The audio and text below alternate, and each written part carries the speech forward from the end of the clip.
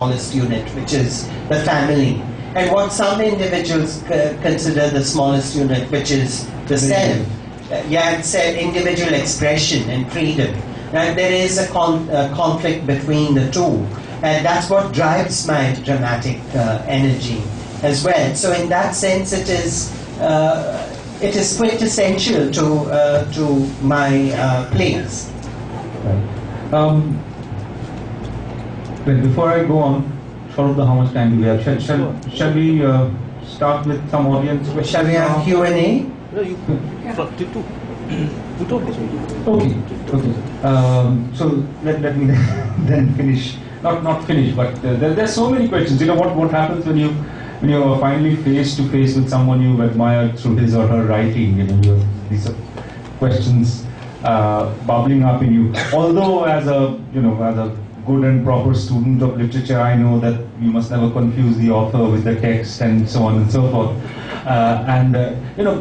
I was reminded of the three people who come to mind, and this will reveal to you my lack of knowledge of my own literature and training in a foreign literature.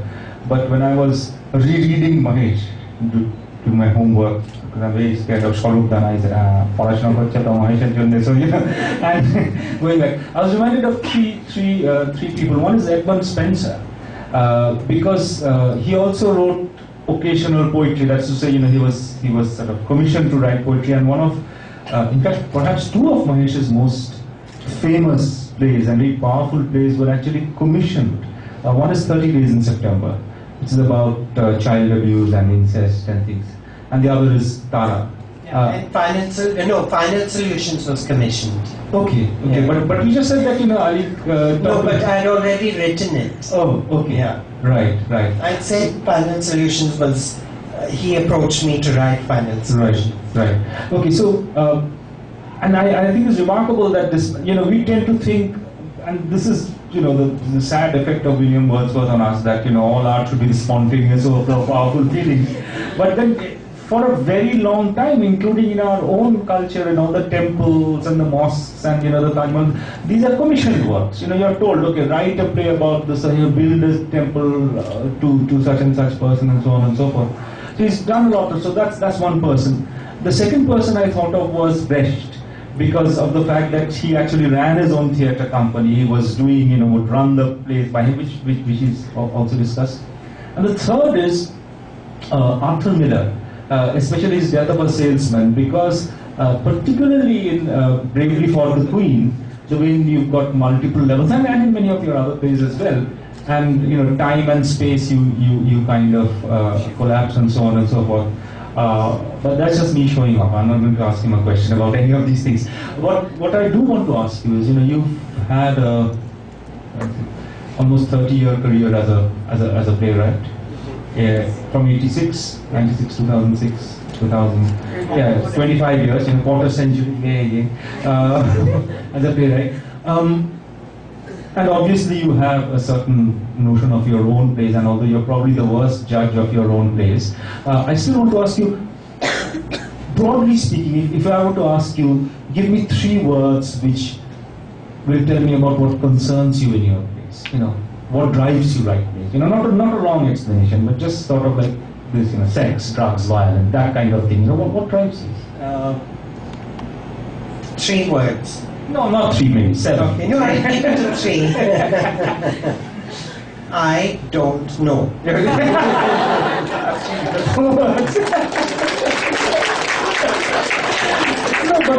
But we do find.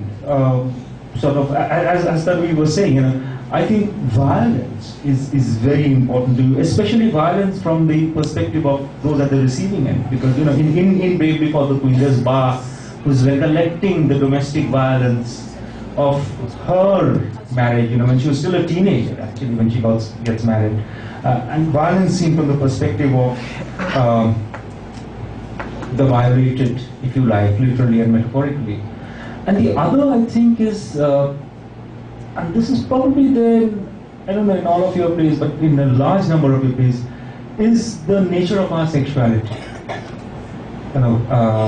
that things are not as they are. I'm not talking of Nitin, isn't it? In Baby Got who's probably the first openly homosexual character in Indian theatre. Not openly homosexual, a character who says, right at the end. But how do you respond to that? If I say that what's driven your playwriting for this quarter century is your desire to look at violence not from the perspective of those who are doing the violence, but those who are at the receiving end, and that you're also concerned with issues of gender and sexuality. I wouldn't just say sexuality, but gender and sexuality and gender roles.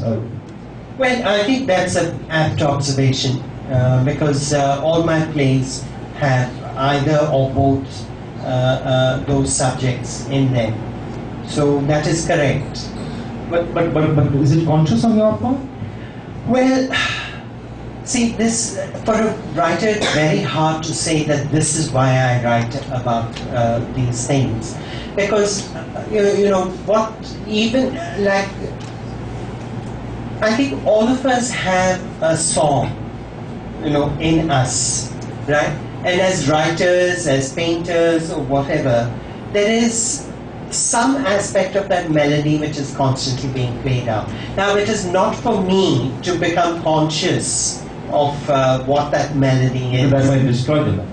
Yeah, it might destroy the. In any case, that's not my interest at all. And it's for others to discover the melody and figure out what the song is. So, in that sense, I guess every creator, creating is a very subjective thing. And I know for when you're studying academics, you're looking for patterns, right? Whereas the creator is actually trying to break patterns and create new patterns, and then those new patterns then become the patterns for study. So it's all about perspective. You may see the recurring motifs in my plays, but I may not see them. I may not even be aware that. Like one motive is that of the Jodi, the binary, whether it's in Tara, whether it's in the sisters-in-law and the brothers in Baby for the Queen, whether it's these two guys who come into the house in Final Solutions, or the singer and the would-be singer in Monsoon Raga. There's always the twinning. Morning Raga. Morning Raga and. Mango soup. Mango souffle, morning, all names. Yeah. So morning Raga, Shavana and Pelizar Zorabian, wasn't it? Yeah. They are there. So the sort of twin, and I deliberately use the word Jodi because it's not the binary or the dual, but it's very, very Indian in that sense. So yes, so we will be discovering the patterns and letting you know, but don't be influenced by them. Thank you. The other thing which I thought might interest your audience, a large percentage of which is students, is what other Indian playwrights do you admire or who you've tried to emulate or whatever? I know one Indian playwright who admired his work enormously, and Mahesh was just saying he didn't know this, which is Badal Sarkar. Badalda was my junior in college. This is true. Because I finished in 89-90, and then Badal Sarkar, at ripe old age of 65 or something, joined Yadavpur University, and then I became very close to him when he spent a year as artist in residence in Shantiniketan, and whenever I had the opportunity, I would tell him, Badalda, don't forget, I'm your junior. And he was great. And he mentioned Mahesh once and said, এই ছেলেটা ভালো লিখছে. And apparently you never met him. That's one thing I regret, that I just didn't take an opportunity to meet with him. But even when he was ill and infirm, I did, communicate with him through a mutual student friend of ours. And I did tell him, please convey that I would like to meet him when I'm in Kolkata next. But it wasn't meant to be. But other playwrights, maybe? Yes, like Madurai in Gujarati. In fact, the first play that I saw, that is by Madurai. And Vijay Tendulkar Mahesh Elkunchwar, Girish Kannan. Girish Khanna, and Chandrasekhar Kambar, and Badal Sharkar. Yeah, these are plays that I grew up being very much in awe of these writers. And I was fortunate enough that I met all of them except for Badal. Right. How did they, I don't like to use the word influence, but what did you find in them? What do you find interesting? Well, different things. Like Vijay Tendulkar, I found the way he used violence in middle-class Maharashtrian society and the kind of hypocrisy which he dealt with. And I think that's probably the strongest influence, because I'm also dealing more with psychological violence. I mean, if you look at 30 Days in September or Bravery for the Queen, yes, it is physical violence, but there's still the psychological violence of of oppressing the two women. So with that, and with Girish, although I don't think I've emulated him in any way because his writing style is so different. But I admire his way of making folk tales very contemporary. That he is a very contemporary person. His ideas are very liberal and forward-thinking, and he turns these tales on their heads to give us very, very interesting. Nagamandala, Haivadana, yes. So those I think are my favorite plays, in fact. And Mahesh Elkunchwar, again, the kind of an urban culture in transition. He captures that so well. G.P. Deshpande would also. Yes, but I wasn't familiar with his work earlier. Right. So I couldn't, because I don't know whether he's being translated. In English, it's quite a bit, but that's fairly late. Yeah, it was much later. Yeah. Whereas Elkunchwar, Tendulkar were translated much earlier. Girish Khanna translates his own work. Yeah, so these were available. Mahesh is also a professor of English, so he. Yeah. Nagpur, yeah. But he doesn't do his own translation. But Samantak Oakley does most of his. But he supervises. And yeah, so he does, because I know him, and his English, he has as much a mastery over English as he does over Marathi. Yeah, and Girish, so does Girish. I mean, Kannada and English. He's a master of both. Right. And neither is his mother tongue. Who? Girish is. Yeah. What is it? Konkani. Yes, of course. Yeah, he's. In fact, in his autobiography, he's mentioned a lot about his mother. Yeah. I think About his films. about his films. Okay. Ask him about his films. Big question. No. It's not just tell us something about your experience with films. Why haven't you made? I mean, Why haven't I made films after Morning Raga, Monsoon Raga? Yeah, no, but that's a very common. The reason why I'm pointing it out is it's very often. People say Monsoon Raga. And there was a journalist who actually mentioned it as Monsoon Raga. I wonder why a monsoon wedding, incest, 30 days in September. Exactly, that's Oh, the okay, connection. great, Monsoon Raga. Yeah. The morning raga. And that's about what? Over a decade old now. 90. Yes, 2003. So it's exactly a decade. Yeah.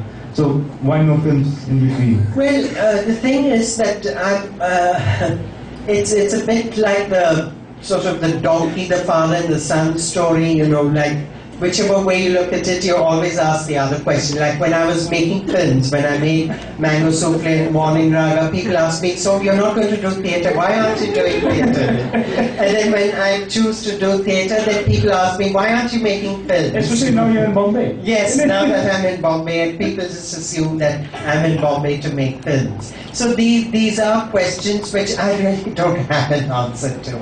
But is the process of making a film fundamentally different from the process of It is indeed. It's a completely different language. Yes, there are common grounds because they're both forms of storytelling in some ways. You're talking about relationships. Most cinema also talks about human relationships, even the animated ones which use animals that given human characteristics. So in that sense, those are the common grounds. But the approach is completely different. That film gets made in layers.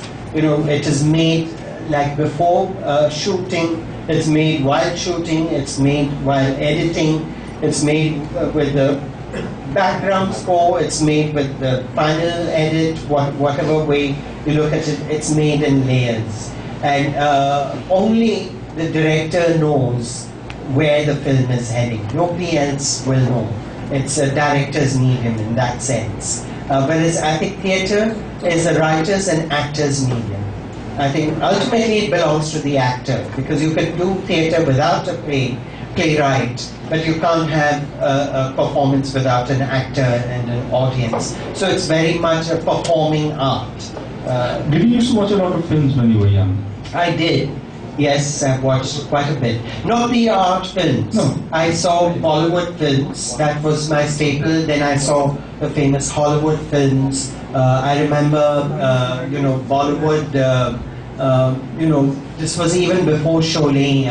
There were certain films that were evergreen, and I'd even seen. I was familiar with earlier films because my mother was very fond of films. So I would go with her on morning shows on Sundays to see the black and white films like Mughal Azam and Mother India, which was my mother's favorite for obvious reasons.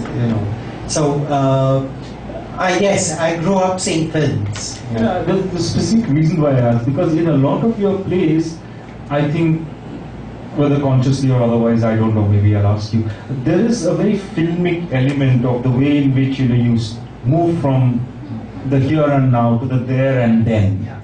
Sometimes within two lines of dialogue, so someone will be asking a question and the answer that is given is actually both an answer to that question as well as a reference to something that happened earlier, which is very filmic. Yeah, that could be, I don't know, because obviously I grew up watching films, not plays, right? So maybe there's an influence over there. But I think I do it more for theatrical conventions, because, what you have on stage is space and time. I mean, that's what you're working with, right? So how swiftly can you move in time? I think you could do that very effectively in theatre. Also, I mean, obviously you could do it very effectively in cinema. If you simplify it, that's where the simplicity comes. Whereas if you work with graphic sort of detailing and sets, it would not be possible to shift in time and space. But if you're just working with abstract levels, then you can move back and forth in time as rapidly as you mentioned. Let me just ask, because we were talking about Badulda and you just mentioned time and space. Have you ever considered writing non-proscenium plays? Because all your plays are basically proscenium plays, right? Right. I did do something. It was actually an exercise for drama students. There's a drama school in Mumbai, and they'd approached me to write something which would be a good exercise for 18 students. So I actually did the reverse. The play is about people who come to see a Ram Leela in performance in a Maidan. Right? And the script is that everyone is preoccupied, each character is preoccupied with something, but some aspect of the Ram Leela engages them, and then they forget their worries for a while, and then they go back to their problems. So that was the exercise. So it was a non-verbal script and completely non-proscenium. Okay. But you wouldn't, or you haven't thought of writing, like Badulda in his last few years, couple of decades, in fact, moved totally away from the proscenium. But he had his own ideology and his notion of third theatre and fourth theatre and all of that. But have you ever thought of? No, I must confess that I haven't, because I don't think I have the intellectual genius of Badulda. I'm not being modest at all, please don't misunderstand me. I think those are sort of one-person institutions. They come very rarely. Right, so I don't have those aspirations, because I know that that's really, I don't belong there. I'm not in that league, really. I mean it. Well, it's interesting because you mentioned Shivram Karant at one point, and he did Burnham Vana, which is Macbeth, Burnham One. Yakshagana. Yakshagana style, yeah. which I was very fortunate to see here in '87 during the Padatik Theatre Festival. Amazing stuff. So you've grown, I wouldn't say grown up, but you've seen these kinds of, and you're obviously strongly influenced by folk forms of narration and so on and so forth. So yeah, but then keep in mind that my education seriously limited me. Remember, I went to an English medium school, right? Now, Karnad and Kambar and Karant and all were unheard of. I don't think even my teachers knew about them. And they probably lived next door, in Bangalore. So the thing is, this is what this so-called, elitist education does to you. You've left that far behind. I have now, but to answer your question, I didn't grow up watching this. Okay. So it has been a cultivation for me. It has been not relearning, but a learning at a very later stage. That I became familiar with B.B. Karant's work and, Karnad's work, plays that I saw on stage, and having met the person and interviewed him on several occasions as well. So those are things that I ventured out much later in my life, after, I had a modicum of success, so that, if I approach Karnad, he's not going to bang the door in my face. Yeah, but I've often thought that some of your plays could probably be staged in the round.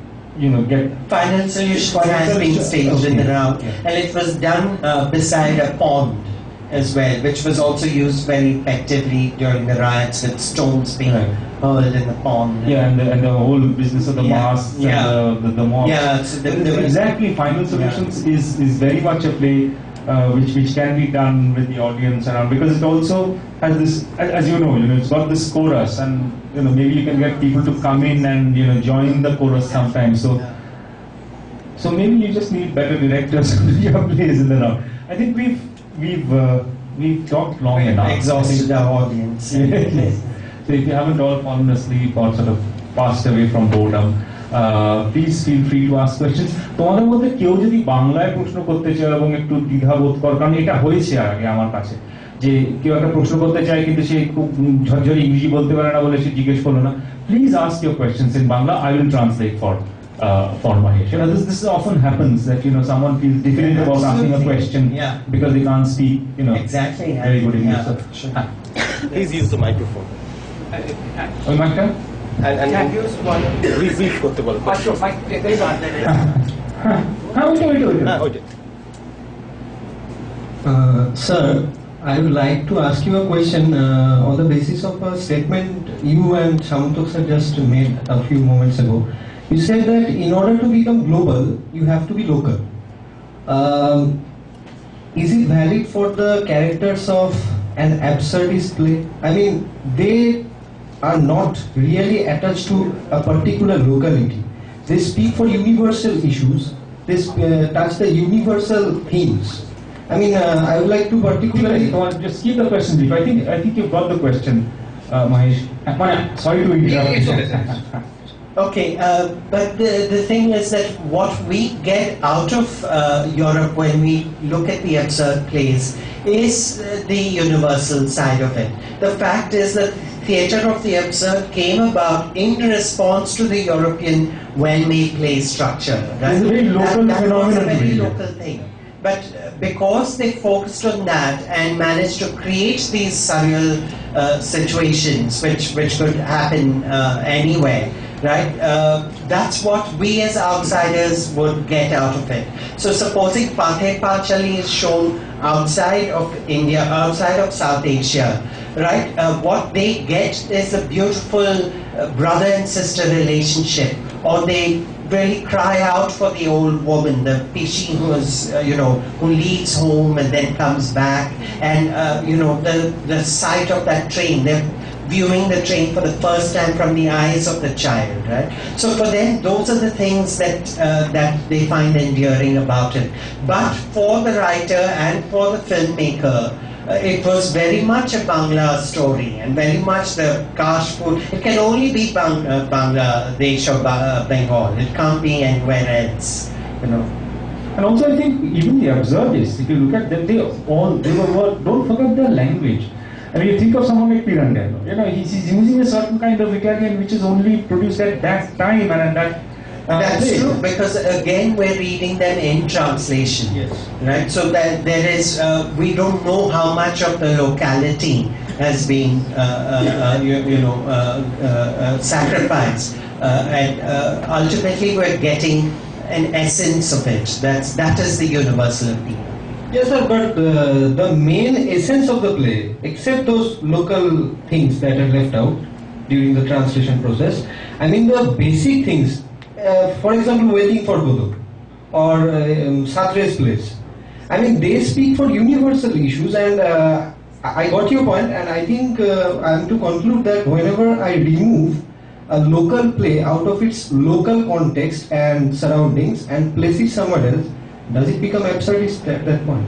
Well, I think you would be in a better position to answer. But why is Mahesh Dattani's Final Solutions not a universal play? It is. Well, yeah, but I'm not so sure it's as universal as Beckett or Pirandello is. But I guess whatever you say, there will always be exceptions, and I think it is good to acknowledge those exceptions. Like even if I make a generalization that to be universal you have to be local, there will be the antithesis of that. So I can't. I'm not. The academic's job is to create these watertight theorems and theories. It's not my job. Our job is to create confusion. Mahesh's job is to make things clearer. Okay, next question.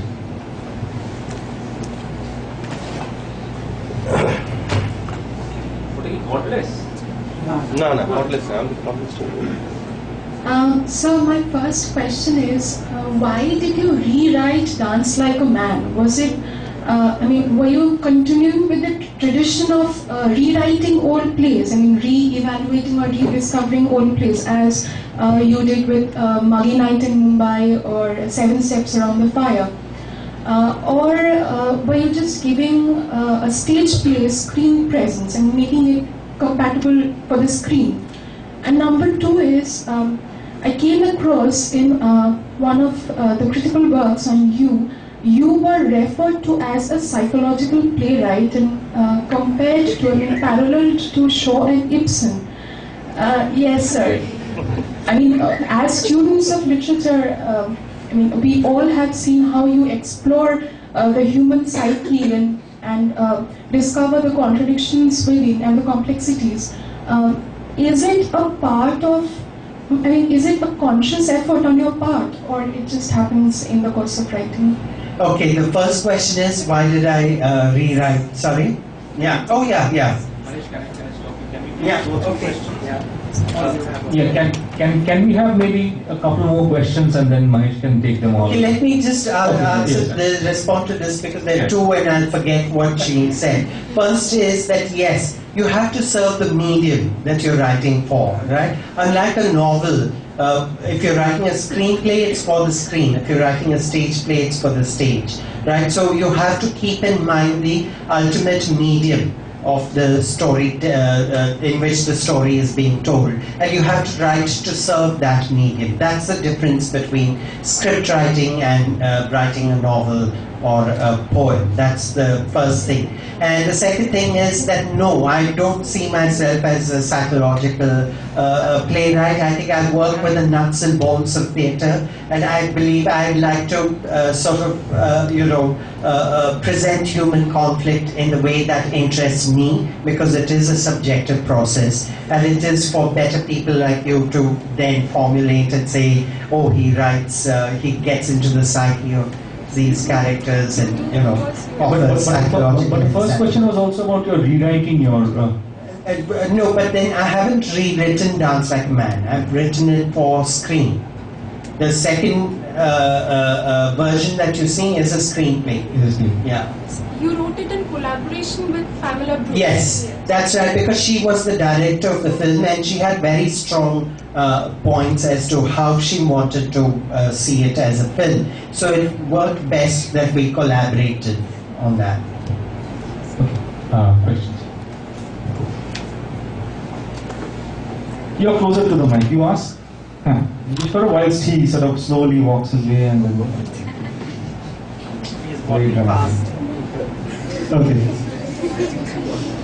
Chalo, one by one. Jitesh Kaur, that was me. My first question is, Yeah. my first question is that in Bakery for the Queen, we find that the simultaneous presentation of the stagecraft, likewise in act, I mean to say that Act 1 and Act 2, both are happening simultaneously. But I think that it's quite difficult for a person who is first watching the play without reading the text. Then what do you suggest for that? For people who are seeing it without reading the text. And for the first time? Well, that's when it will become very evident. I think it's more confusing when you read it. You know that when you see it on stage, you will know immediately what's happening when Ba is talking about her time in a different space, and in the climax when everything they're talking about, past and present, is connected. Only when you see it on stage does it become absolutely clear. So my next question. My next question is, in the initial scene, let's say Dolly appears in a mud mask, and there are several inclusions and references of masquerades and so on. But I mean to say that, is it implying any social nakedness hidden behind the social mask also? Yeah, I mean, the mask can be interpreted in so many ways. And there's that moment where she laughs and says, "I've cracked my mask." Right? So obviously the mask is, I'm using it as a metaphor. Now what that stands for is something which can be open to interpretation. It could be the social mask, or it could be the personal mask, that she's hiding her pain, that she's hiding all these secrets that she wants to reveal, but at the same time only in bits and pieces, but not the whole story. So that is open to interpretation then. We have complete liberty to think about that as per our own way? Yeah. Okay. Because you do have a way of thinking, and that is what needs to be encouraged as well. And that's what theatre does. That's what reading does. Is that it gives you your own. It offers you insight into your own way of thinking, and sharpens your intellect. Okay, thank you, sir. Okay, next. And now we will take at least 2 or 3 questions, and then for the sake of time and so on. So 1, 2, 3. So my question is that when you direct your own plays, what is your attitude towards your actor and your technicians, like light director or music director? That here's a text, you read it as an actor, and you improvise it on your own, or you say that here are certain given conditions given to you as an actor, and you will have to improvise it on the basis of this given conditions. Or as a light director, you'll have to I have designed the light and you portray it in this manner. Or you say to the light director that you do whatever you feel like, and then you say that, oh yes, it's good, or oh yes, it's not working. What's your attitude towards technicians and the actors? As a director. As a director of your own plays. Yeah. Well, I would try to be a director and direct it as if it wasn't my own play. I think that is the effort. Of course, it's easier said than done. But in the theatre, you have something called as given circumstances, right? Which the actors need to accept, the lighting designer, whoever's working, these given circumstances have to be accepted. Now, if you tell the director, I want to treat this as a comedy, right? The lighting designer cannot question that. The actors cannot question that. They will then have to accept it and create whatever they're creating within that vision, right? So you must, that is why it's a collaborative art form, and that's why you have a director to give it direction and a vision. But at the same time, this does not undermine the creative outputs of designers and actors. I mean, they're hugely creative people, but they must be given what is called a brief, is that the director must share his vision, and everyone must then come to that vision to say, let's together try and fulfill this vision. And my last question is one last question that you are a playwright, a director, and an actor. Now, while acting and directing and writing the play, don't you just pile up that, as a director, here I'll have to design the line, have you brought the screen, what about the sound, and then I'll have to concentrate on my own acting. Don't you pile up all these things? Yeah, that's when I gave up acting, because I remember once the curtains went up and I'm on stage and I'm thinking, has that actress arrived who comes in the second scene? Because she hadn't arrived, and the lights came on and there was this silence and I wasn't even in character, so yes, that is, I wouldn't advise it, no. Sir, I have two questions. My first question is that your plays focus on the loopholes in patriarchy, which is, for me, ironically, run by women. Women are striving to gain autonomy within the structure of patriarchy. It suffers the concept of the monopoly of the male authority. But can women form these spaces outside the structure of patriarchy, or is this concept just a feminist utopia? That's one question. Second question. My second question is that your plays address many problems. They question the binary of stereotypes related to gender. As in Dance Like a Man, dance is an important trope to bring in the conflicting opinions regarding the final end of dance. Whereas dance is an important medium for Ratna to climb up to the social ladder, for Jairaj it is just a pure art of art without any kind of social tax. We find these two aspects coalescing in the character of Rosie in R.K. Narayan's The Guide. But you have left the conflict open-ended for the readers. But if you have to solve the problem, which will be your take on this? Okay, first of all, I would say both very important questions. The second one is your interpretation of Ratna. I don't see her doing if you dance. have to solve it, then what will be your... There is no problem where he's concerned, so there is no problem. What is the problem? The thing is that I don't see, this is where the patriarchy works. It works in interpretation.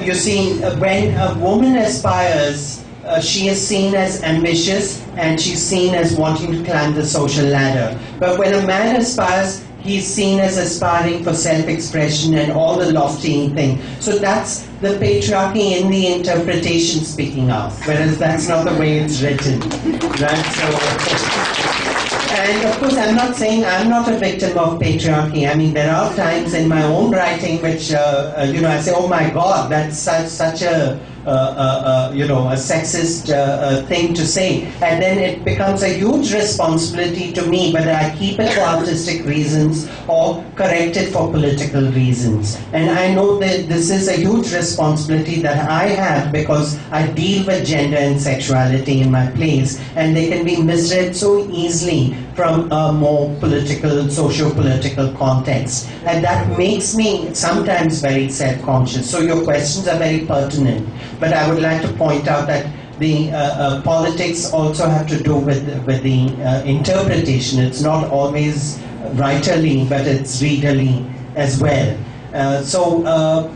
What was it? Yes, you said that patriarchy lives on in the women, in some of the women characters. That's true. If you look at Tara, it appears as a Bharti made the choice of giving the leg to the boy, and her father was the influential one who made it happen. So in that sense, yes, patriarchy does live through its oppressors. Money plays an important role in that every case. Sorry? Cases. Money plays, money power. Money, yes. Yeah, money is a symbol of power, and that's why we all seek money beyond what we need for day-to-day existence. There's no other reason why we would want so much. Thank you, sir. There's someone who had asked earlier. Please check. Hello, sir. Say in Final Solutions, you are talking about a tolerant attitude to solve the communal problem. But the recent Muzaffarnagar riots talks of other things. Don't you think it's time for religious studies and philosophies to be included in the curriculum, starting from the school, for a more open and tolerant approach, as well as the inclusive growth of the individual, irrespective of religions. And don't you think it's time to create a religion for humans rather than religion for God? Yeah, I absolutely agree. I don't think is there anyone who would disagree with that? I think so, because ultimately it's humanity that matters. And religion, art, science, whatever, these are the three ways we try to seek the truth. I think should endeavor to make it inclusive for all living creatures. Start from the school. Yeah, I think it should start from parenting. Yeah, parenting. Yeah, I think, and then through school and through college. It's a social. What you're asking for is a social upheaval, and yeah, we need it. Because the whole discourse of the household boundary is interpolated. It's interpolated. Yeah. The discourse of the household. Okay. It's becoming more religious. Yeah. Don't talk with Muslims or don't talk with Hindus. That's right. Yeah, there are these constant interpolations on your day-to-day. Honor killing, intercaste marriages. Right. Yeah. These are grave issues, and they're very complex issues. So yes, in a general way, I would agree with you. Yeah. 1, 2, 3. It's more a request than a question. I feel sorry for one play which hasn't been mentioned here and which is one of my favorites. And just as we have talked about commissioned plays, this play was, I think, most private, most personal of themes. That is Brief Candle. You told me at one point of time how it came to be. Would you like to share it with the members of the audience here? And also in that connection, what is your take on having objective distance with your theme when you put it in a play? Mm-hmm. How subjective it should be and how much objective distance the theme playwright should have with his theme? That's good question. Indradeep is talking about a play called Brief Candle, which is about death and love. It's probably in a strange way, although no one in my family has suffered from cancer, it is in a strange way my most personal play, because I wrote it after my mother was infirm for a year and I was a caregiver to her. So without going into too many personal details, I had taken on the role of the nurturer in that relationship. She was the child and I was the parent. And Brief Candle talks, it is about a hospice, a cancer hospice where people are terminally ill. And what they end up doing is they decide to put up a comedy as a fundraiser for their hospice. So you have these, that these characters are dying of cancer, but at the same time you have a play within the play which is very, very funny. So in that sense, that's one way I distanced myself from that subject, is by creating the play within the play and allowing the comedy to provide that psychological distance as well from it. So I think to answer your question as to how subjective or objective, I think you need to be both. I think because without the subject there is no creation. And without the objectivity, there's no craft. So you definitely need both. And that is the constant struggle that I think all creators have, is how subjective, how objective. And there's no real, scientific sort of formula or equation as to how, but you need both, for sure. Thank God there is a scientific formula. 1, 2, and then you've already asked a question. No second chances. Sorry, I'm very cruel. Good afternoon, sir. Good afternoon. Good afternoon to all of you. I have 2 questions relating to Bravely for the Queen that I have read it, and many critics and many writers have said that Bravely in the play Bravely for the Queen, Dolly is the central character. But I don't know, if I'm wrong then I'm sorry, but I don't know, I think that Dolly and Anka both are the central characters, or we can say that both have the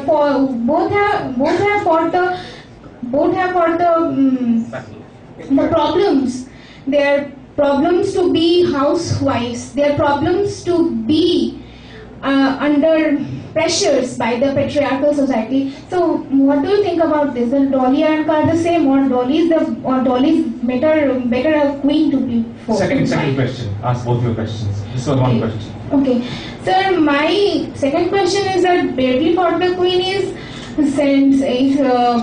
it's a protest against patriarchal society, but how can we relate it to all the complexities in one play, just showing in one family? All the complexities are, you are showing all the complexities in one family, and how can we relate to it? Sometimes I just get very problematized that is it really, can it be that a family with all those problems in just one family? Good question, very good question. With Bravely Fought the Queen there's so much happening. That is it actually possible that one family could have all this? Again, I would say that that's the difference between poetry and real life, or drama and real life, is that you're saying something. So maybe what I'm saying in Bravely Fought the Queen is that illness breeds illness. That because there was an illness, another illness is being brought about.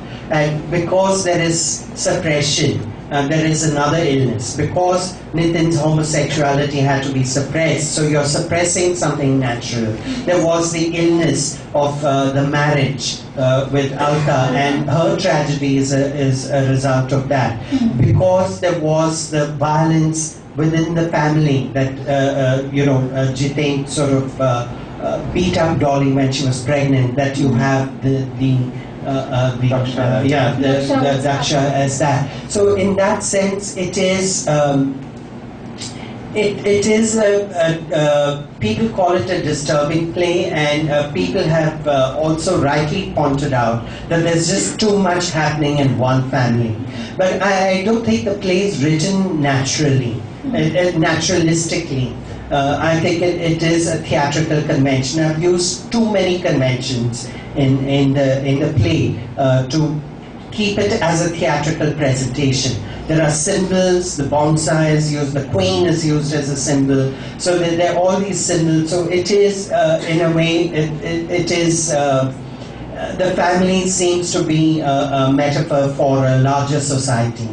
If I may interrupt my child, I've always sort of read Bravely Fought the Queen as the central malaise is the refusal for individual human beings to look at truth. Precisely, yes, yeah. Because truth either is painful to ourselves or it is unacceptable to others. Yeah. So in that sense, that is what, that's where all the illness and that's why I think for me, I've never really thought of this as so many things happening in one family, because perhaps because of the way in which you play around with time and space, and the other character, the Lalita and Sridhar, and so on.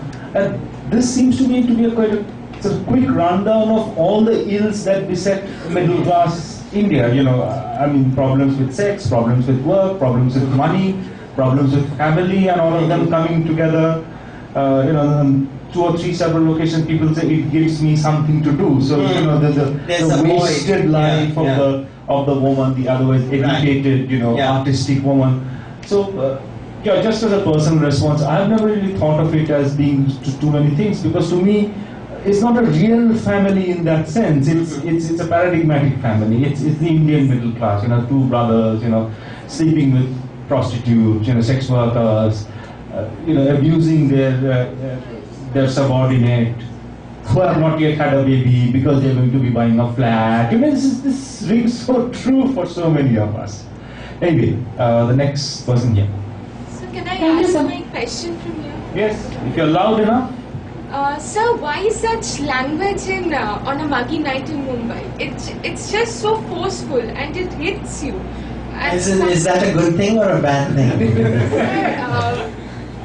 I don't know. It shows the hypocrisy face to face. Somewhere when we come to Bunny, who's a closet homosexual, it just hits you on how you describe it's so good to pretend to be a man. You become a man, you sit like that, you walk like that, but it just hits you somewhere. Well, I think that's what theatre ought to do, is to hit you rather than massage your back, because that's what television serial does. It massages you, saying you're fine, mothers-in-law fine, daughters-in-law fine, value system is in place, we're all happy, but that's not true, is it?